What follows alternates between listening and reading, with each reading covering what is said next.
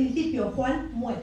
El protagonista va a morir, vamos a testimoniar con él sus últimas horas de vida. Y el gran drama de Juan es que esa mañana se da cuenta que se va a morir y que no puede morir en paz. Y la cosa es, ¿qué pasa? ¿Por qué no puede morir en paz? ¿Logrará Juan morir en paz o no lo logrará? Eso es lo que vais a efectivamente encontrar en este libro, porque él va a darse cuenta de todas aquellas situaciones, relaciones que no le dejan avanzar, ¿no? El subtítulo de este libro, Puentes de Perdón, que invita a este pasar puentes, no solamente el puente de la vida a la muerte, sino otros puentes que nos encontramos en las relaciones personales y con nosotros mismos, tiene como subtítulo una historia sobre morir, pecar, perdonar y otras cosas hoy prohibidas. Y aquí esto es lo que os quería explicar, ¿no? Es decir, más que explicaros el libro, que para eso esto es una presentación y la idea es que si queréis conocer más del libro, en las páginas está, explicaros qué es lo que me ha motivado a hablar de esto, que como bien decía Raúl, no es muy común presentar libros que hablen del perdón, mucho menos que hablen de la muerte en nuestros días, y ya no digamos de pecar o del pecado, cuando eso en sí mismo es un propio pecado hoy en día, ¿no? Es una herejía hablar de esto en un lugar pues público quizá y fuera de un contexto religioso, y eso también me parece importante remarcarlo y subrayarlo. Hablar del perdón fuera de un contexto religioso, porque el perdón es una cuestión de humanidad, fundamentalmente. Y de humanidad, dice, bueno, ¿por qué de humanidad? Bueno, llegado al punto, uno se da cuenta que nace, esto lo sabemos todos, de hecho cada año celebramos nuestro cumpleaños, ¿no? O sea, celebrando el día que vinimos a este planeta Tierra, que vinimos con vida, pero se nos suele olvidar que, llegado un momento, aparece otro personaje en escena, además de la vida, que es la muerte. Y este personaje, tenemos una gran habilidad para que no verlo. Pero está y se nos olvida. ¿Qué pasa cuando miro de cara a la muerte y miro que me voy a morir, sí, vas a venir y te me vas a llevar, vas a venir a llevarte o me voy a ir contigo? Me hace recordar que estoy aquí de tránsito. Y si estoy aquí de tránsito, significa que quizás, a lo mejor, probablemente, no soy Dios. Es decir, no soy un ser divino. No me voy a poner a tocar estas palabras y estos conceptos ahora que puedo entrar en terreno de arenas movilizas. No soy un ser divino. Si no soy un ser divino, soy un ser que tiene una existencia limitada. Si tengo una existencia limitada, quizá me tengo que preguntar qué hago yo en esa existencia, ¿no?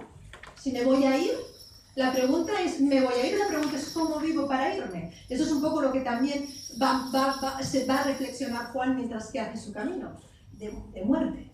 Claro, cuando yo me planteo que me voy a ir, que la muerte está ahí, que hay que hablar de ella. Hay que hablar de ella porque se nos olvida hablar de ella. Insisto que creo que la muerte da sentido a la vida. Cuando me doy cuenta que no soy un ser divino, entonces ¿qué soy? ¿Qué soy si no soy un ser divino? Humana. Soy humana. Soy humana, y si soy humana, ¿qué soy? Imperfecta. Soy mortal y soy imperfecta. Si soy imperfecta, automáticamente me tengo que encontrar de cara con otro concepto, aunque no me guste y aunque no esté de moda, y me da igual la acepción religiosa que tenga, pero es cierto, voy a cometer errores en mi existencia, entendiendo esos errores o esas faltas que me van a alejar de aquel modelo que a lo mejor yo tengo de lo bueno, lo bello y lo verdadero. Me encuentro delante de... ¿Quién es?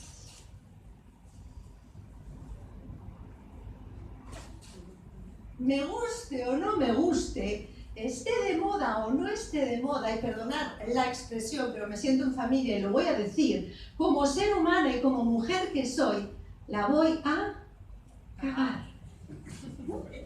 Y cagándola es probable que me haga daño a mí misma y es probable que haga daño a otros. Es decir, es probable que hiera, ¿o no? ¿Alguien en la sala no ha herido nunca a nadie? Gracias por vuestra honestidad. Con lo cual, como que yo voy a hacer daño probablemente y voy a equivocarme con mis acciones, me encuentro delante de un concepto, voy a daros la pista, un concepto que empieza por P, acaba por O y no está de moda. El pecado, exactamente, el pecado entendido como aquella fuerza que me lleva en mis elecciones a alejarme de aquello que a lo mejor yo consideraría bueno, bello y verdadero. Porque todos tenemos una idea de eso, ¿verdad? Si yo os puedo preguntar así muy sinceramente, ¿qué opináis del cierre de fronteras de Trump? A mí me parece positivo. Habrá gente que le parezca positivo, habrá otra gente que no le parezca positivo. Y si le preguntásemos a las personas que se van a quedar fuera, que no van a poder entrar, ¿cómo se sentirán? Frustradas, ¿no? ¿Les va a gustar eso? No. ¿Trump ha pensado en esas personas que se van a quedar fuera? Entonces podríamos llegar a decir, sin ponernos en que todo el mundo tenga libertad para escoger, y ahí es la gracia de que exista la libertad, porque sin la posibilidad no hay libertad, con lo cual es importante que haya libertad, podemos entender que quizás esas decisiones, como este ejemplo que acabo de decir ahora por el contexto actual en el que estamos, puedan generar odio. ¿Estamos de acuerdo, no? Dolor, sean buenas, sean no, estemos de acuerdo o no, pero van a generar algo ahí. Esta decisión nos puede alejar de ese concepto de bondad, belleza y verdad absoluta.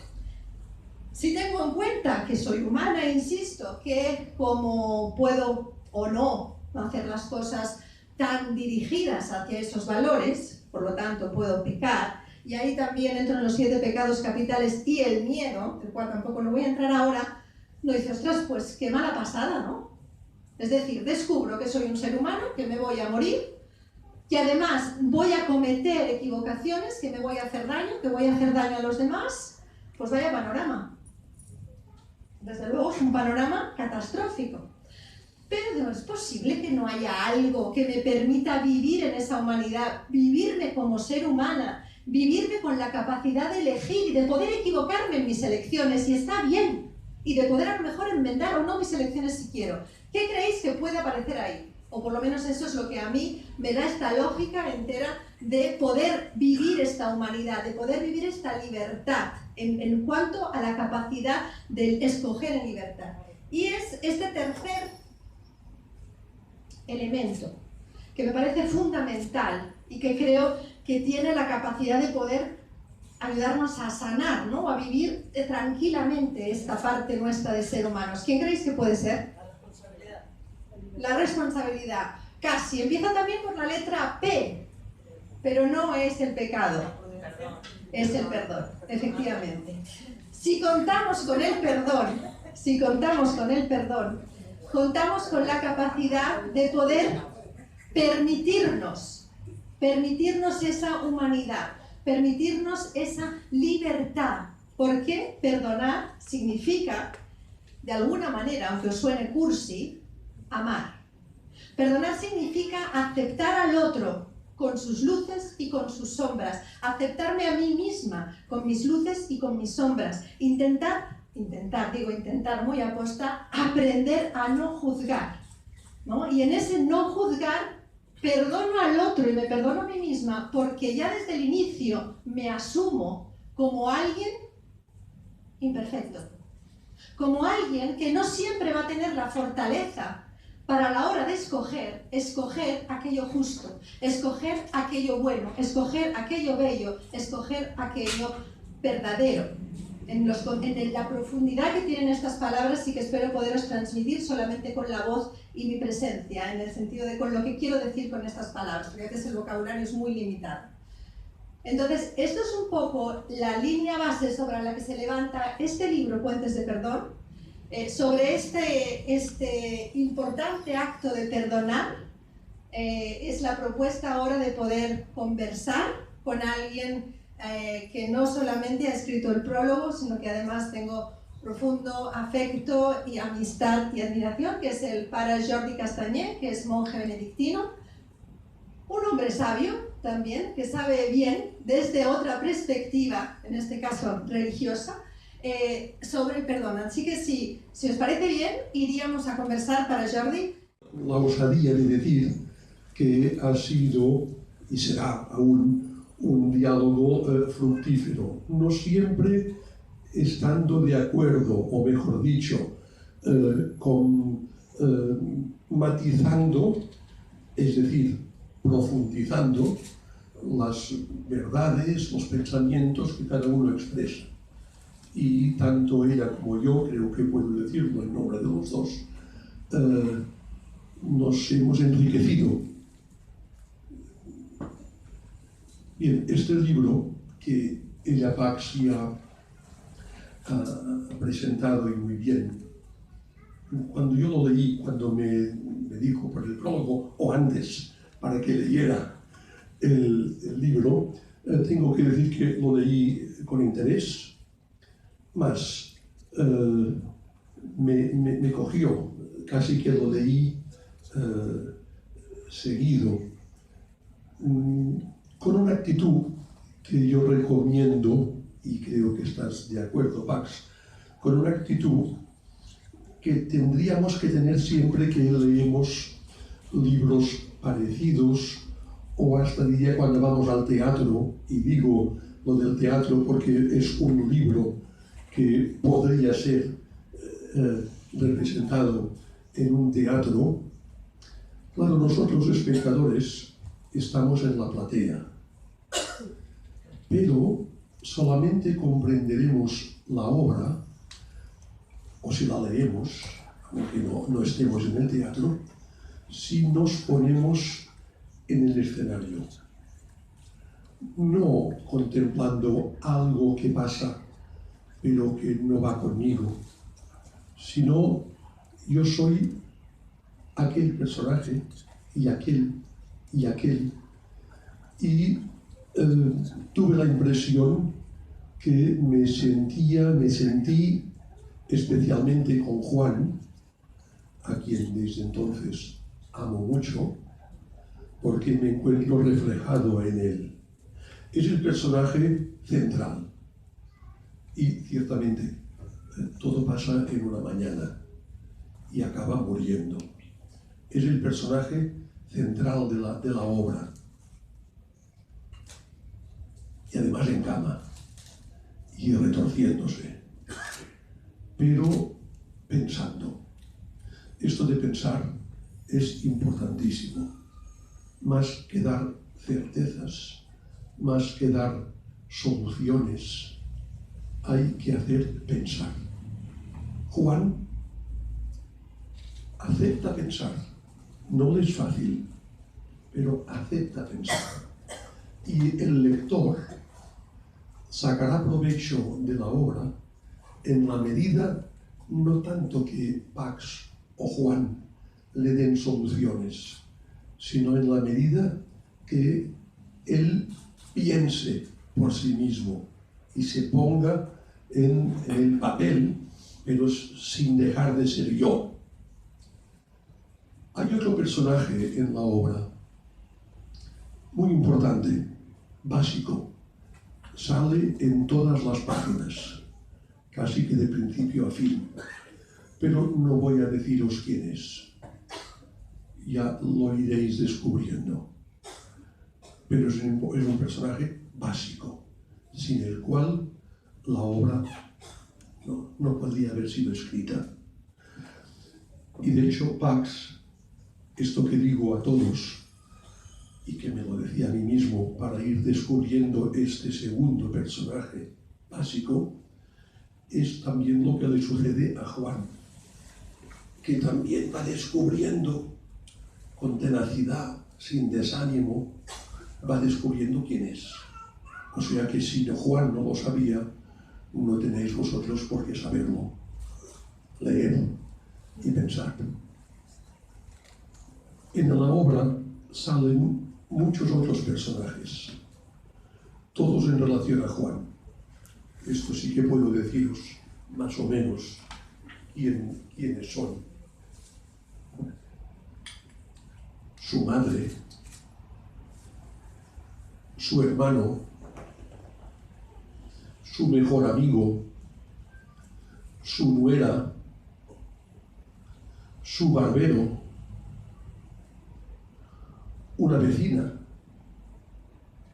un socio de la empresa y otras personas sin nombre. Todas juegan un papel importantísimo. Bien, dicho esto, en la obra Pax, el tema que va recorriendo toda la obra es el del perdón. Pero el punto de partida, ¿cuál es? Es la muerte. No es que en el libro se reflexione sobre la muerte, pero estamos ante alguien que se está muriendo, como tú y como yo. Y ciertamente, como decías hace un momento, y me gustaría hasta que ahondaras un poco más, no sé si estás de acuerdo en que nuestro tiempo, por cierto, el mejor de los tiempos, no es que yo tenga añoranza de tiempos pasados, sencillamente porque es el nuestro, fantástico. Pues en nuestro tiempo, a diferencia de hace bastantes años o de un par de generaciones, la muerte la rehusamos. Y cuando la vemos muy de cerca, quizás comiendo un filete pero mirando la televisión, no va con nosotros. O es muy lejana, o es, bueno, accidente, pero a mí no me va a pasar. Y creo que es un punto, y en un momento lo subrayo en el prólogo, que tener la muerte ante los ojos, ante nuestra vida, no es una actitud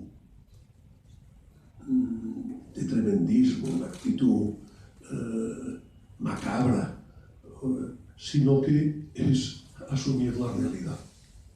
Asumir la realidad. Estamos de paso aquí y alguien ha escrito que vivimos para morir y morimos para vivir.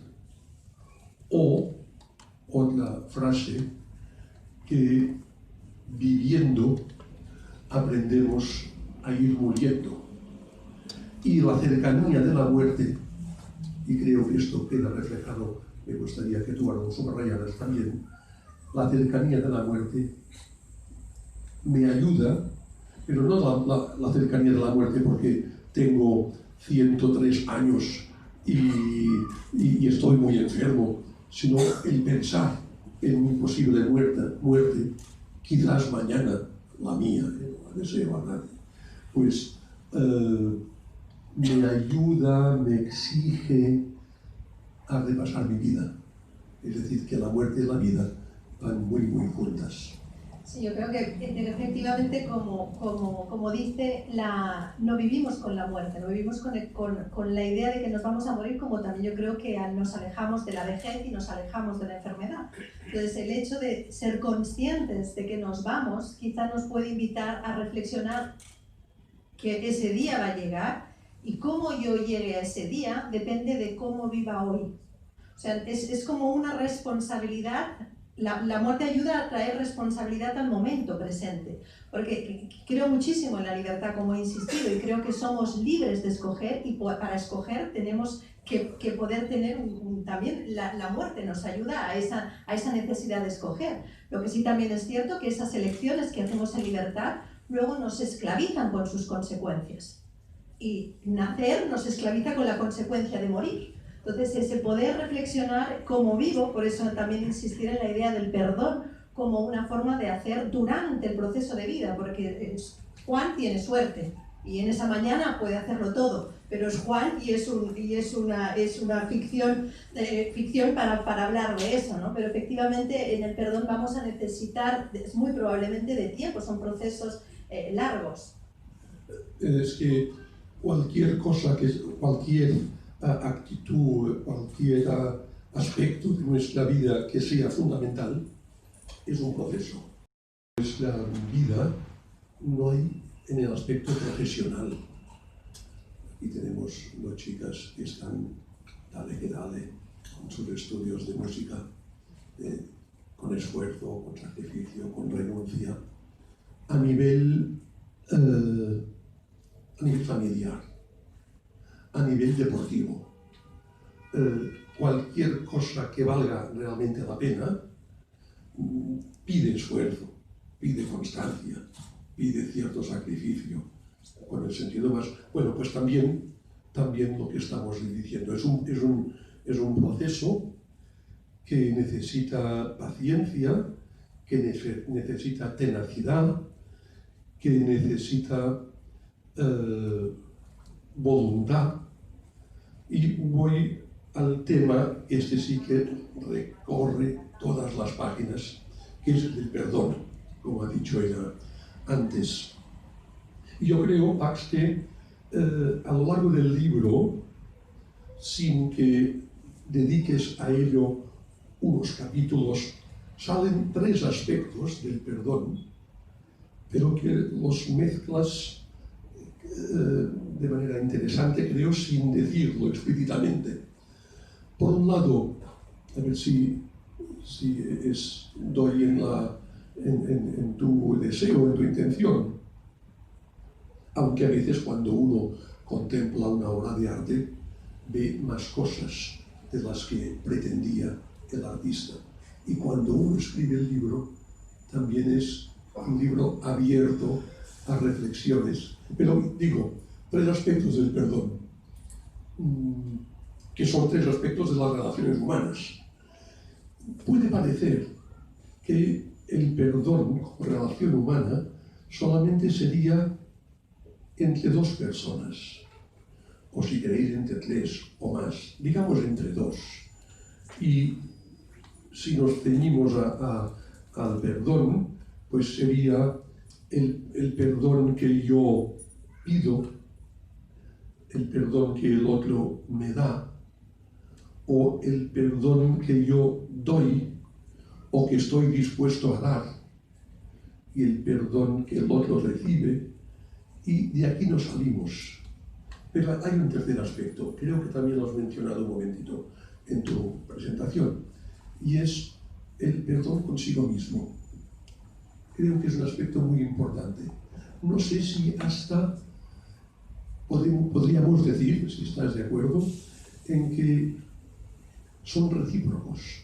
En la medida en que yo trabajo el aceptarme a mí mismo, el concederme la libertad de mi debilidad, de pecar, digámoslo con las 5 letras, me la concedo. Y en la medida en que yo también lo acepto y me perdono, que no es lo mismo que decir me justifico, solamente en esta medida puedo ser capaz de comprender, de perdonar, de amar, pero a los demás o al otro. Y también en la medida que yo comprendo la debilidad, el pecado, la flaqueza, la incoherencia del otro, pues tengo que ser muy ciego para que esto me repercuta en mi conciencia y decir, pero sí, yo también me pasa esto. Efectivamente, yo creo que hay un tema también que lleva invita a pensar eso con este título, ¿no? Puentes de perdón. Cuando perdonamos, pasamos a ponernos de alguna forma en los pies de la otra persona. Hay un acto de empatía y de ciertamente compasión en el que yo soy capaz de comprender aún lo incomprensible desde ese derecho que yo me he otorgado a mí mismo. Es decir, si yo he sido capaz o soy capaz de equivocarme, soy capaz de no siempre tener, porque al final es una cuestión de fortaleza, la fortaleza de decidir aquello que va a ser más, vamos aquí a hablar del bien común, ¿no? Aquello que no solamente me va a hacer bien a mí, sino que va a hacer bien al otro. Muchas veces tomo decisiones que me hacen bien a mí, pero que no hacen bien al otro. Y cuando me doy cuenta de ello, ¿qué ocurre? Viene el arrepentimiento. Y en ese arrepentimiento viene un dolor, inevitablemente. Cuanto más capacidad tengo de poderme perdonar a mí misma y de aceptarme y de darme la licencia y el derecho de ser humana, más licencia y derecho doy a los otros de ser humano. Lo que no quiero decir, y con esto ya, es que me acomodo. Y digo, pues venga, como que todo vale. Sino que hay en mí esa capacidad de decir, bueno, del error, por decirlo de alguna manera, de haber escogido lo que he escogido, puedo aprender y puedo, sobre todo que para mí creo que es importante cuando hablamos del perdón, hablar de la enmienda. Y puedo enmendar. Entonces soy capaz de enmendar, ¿no? Esa voz de la conciencia que me da esa posibilidad. En torno al perdón, hay frases populares. Ahora voy a decir dos que podríamos profundizar. No es ahora el momento, pero, por ejemplo, cuando decimos le perdono, pero no olvido, no olvido. Le perdono, pero que no se me ponga delante. O sencillamente esto, no olvido. En este sentido también decimos perdonar y no olvidar es no perdonar. Digo la frase, pero las frases no podemos cogerlas en sentido absoluto. Tenemos que profundizar, que matizar. Seguramente que ahora aquí si empezáramos un diálogo, cada uno diría si le parece bien esta frase. ¿Es posible perdonar sin olvidar? Bueno, si alguien dice que sí, puede ser que alguien diga que no. Lo importante no es el sí y el no. Lo importante es por qué sí, por qué no. Que dé razones en su respuesta. Pax sabe que yo mismo, pero hemos hablado, yo, aunque pueda sorprender a algunos, pues yo más bien digo, no sé cómo lo ves, pero sí un poco que lo sé, porque ya que hemos hablado muchísimo, pero no, pues yo digo, yo olvidar, pero tengo memoria, y hay cosas que no las olvido. Como no las olvido, quiere decir que no las perdono. ¿Por qué? Que tengo que hacer, sino es que es lo que decido hacer por un sentido de coherencia global y de compromiso conmigo misma.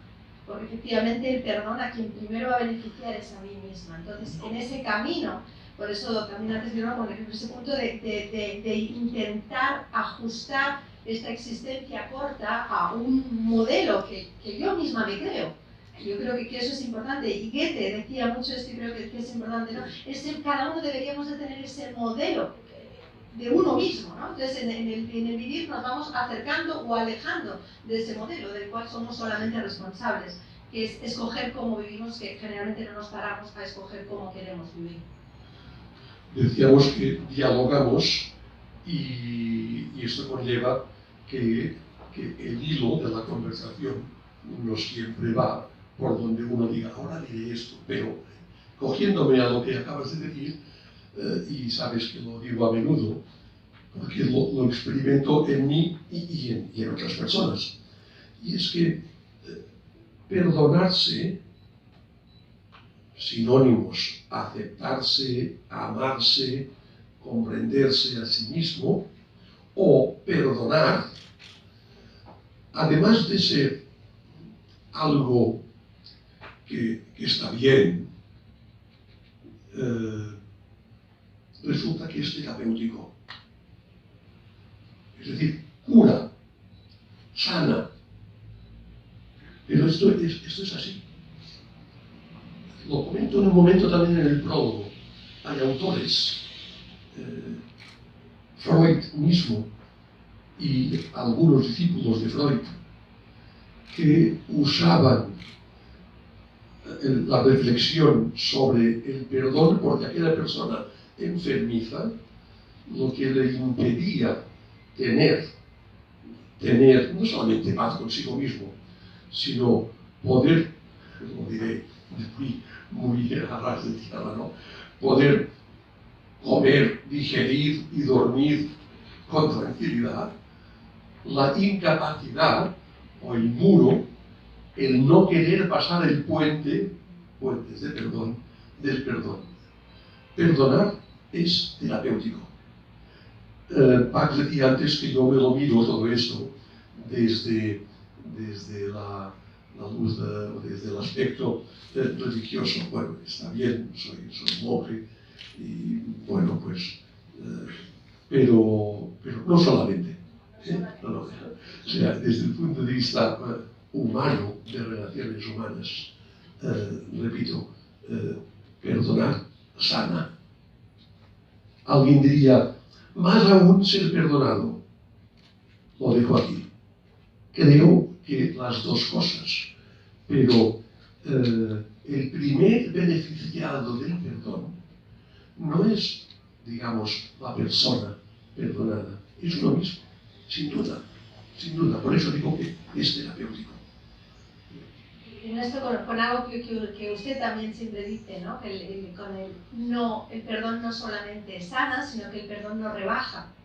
Que esa es otra de las confusiones. A veces, yo no le voy a perdonar porque si perdono me rebajo, o no voy a pedir perdón porque si pido perdón me rebajo.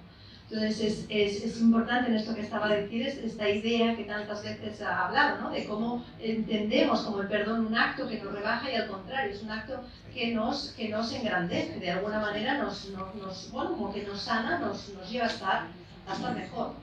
Sin duda. Perdonar no es ninguna derrota, sino que enaltece.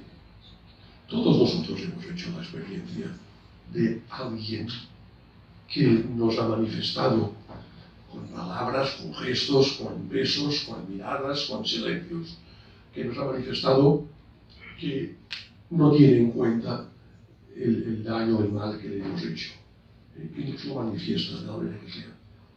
Nos perdona. O nos pide perdón.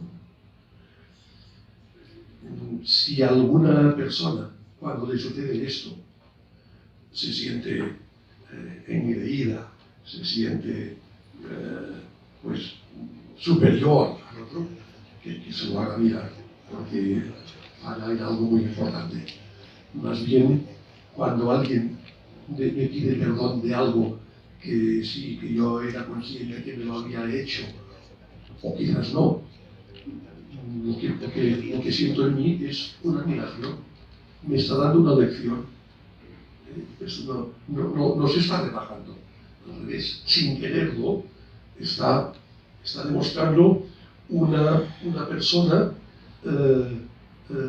interiormente vertebrada, sólida, que no pierde nada, al revés, gana. Bien, quería decir también, Pax en este libro, al final casi del libro, el pobre Juan dice, hoy muero. Y el libro va continuando hasta que se cierra el telón. Y después hay un epílogo, nada, son poquitas páginas. Tengo que reconocer, y ya se lo he dicho alguna vez, que para mí no es lo más interesante. Para mí, para alguien sí, pero quiero recomendar, creo que estarás de acuerdo, que no se empiece por el final, sino por el principio. Sáltense el prólogo si quieren, pero por el principio. Pues lo digo porque este epílogo es, sabéis que a veces hay libros de lenguas o de según qué oficios o de bricolaje que dicen aprenda inglés en una semana. Seguro que no, pero queda bien como título. Aquí en estas páginas últimas hay como un plan de entrenamiento, ella misma lo llaman así, o bien hay como unos ejercicios, del mismo modo que corporalmente necesitamos hacer unos determinados ejercicios para conseguir según qué. Ella nos propone pues todo un conjunto de ejercicios muy sugestivos, muy sugerentes, pero que lo importante para mí es todo sale en el libro, pero al final hay frases, hay preguntas, es decir, digo que no es para mí, es decir, esto solo, sin el libro, diría aquí, pero ahí puedo leer alguna de estos ejercicios que nos propone Pax, por ejemplo.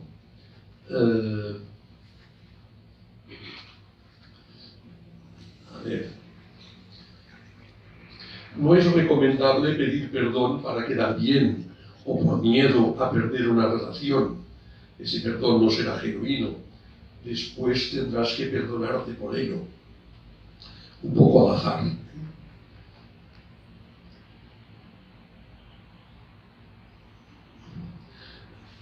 ¿Qué tema?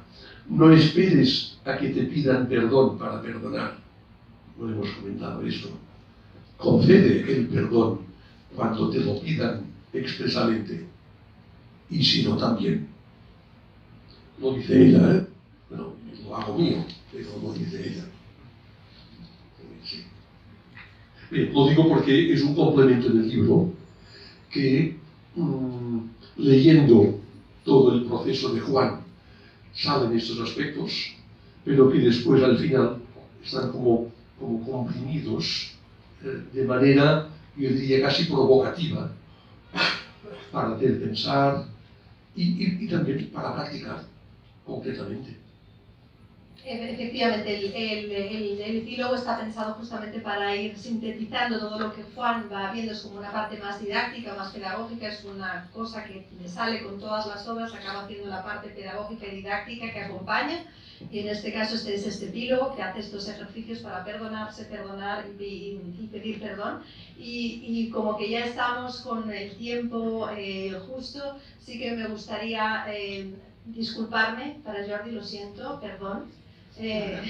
Mira, sí, pero me he dado cuenta de que quizá con el comentario que he hecho con lo de su situación de religioso, perdón, podría haberme ofendido y me sabría perdonar porque lo he hecho con el cariño y con lo siento. Es decir, no te puedo perdonar porque no he experimentado daño, pero en la medida en que... ¿Dónde digo que firmar? Perdonarse a uno mismo cuando otro te ha dicho tranquilo, tranquilo o tranquila, no pasa nada, ¿no? A veces sí que necesitamos del otro para poder, así que bueno, muchas gracias. Yo creo que para ser un buen monje, o si quieres ampliando un poco el concepto, para ser un buen cristiano, lo primero es que sea un buen hombre.